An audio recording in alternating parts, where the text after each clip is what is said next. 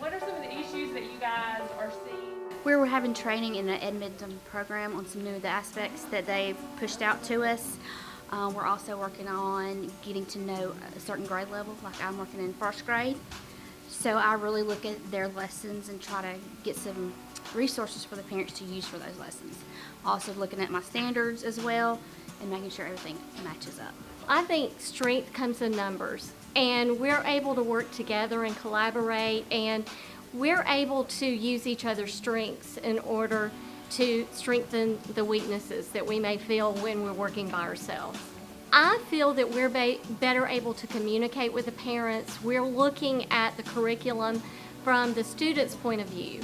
So as we are diving into the curriculum, we see the hiccups that we may experience, and we can convey that to the parents at home. We've made a document of links to resources that were made by the group, wherein each one of us took a grade level and went through and put in things that we thought would be helpful to parents in their instruction with their children and working with their children.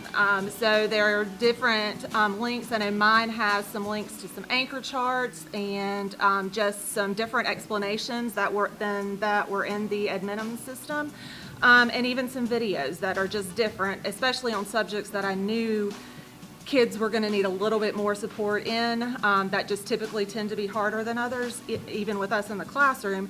So that document gives them a really good resource to go in and follow up with if they do have questions.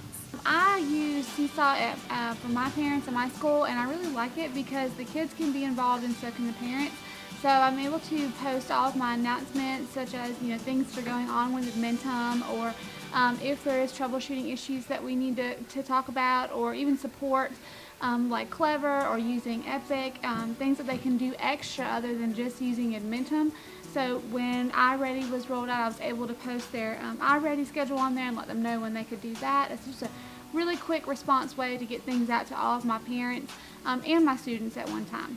We have our third and fourth graders who are and fifth graders who are familiar with iPads, and we've had less problems with them because they're very familiar with them. For our K through 2, I've done Zooms with parents and support from the district office to try to figure out and troubleshoot iPads. We've allowed parents to bring their iPads to the school so that I can troubleshoot them and kind of help them through that. And we've also created videos and resources to share with parents about how to work through some of their problems on the iPad so that they're getting technical support while doing their virtual learning.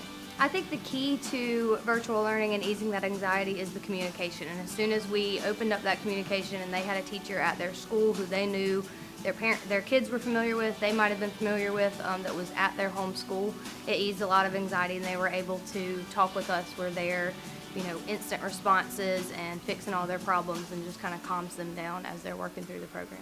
It feels really good. It's a struggle, for all of us at the beginning, figuring out everything's new, but we're figuring it out as we go. And to see positive feedback from parents, it eases my nerves as a teacher to know that we're, as a team, doing something right.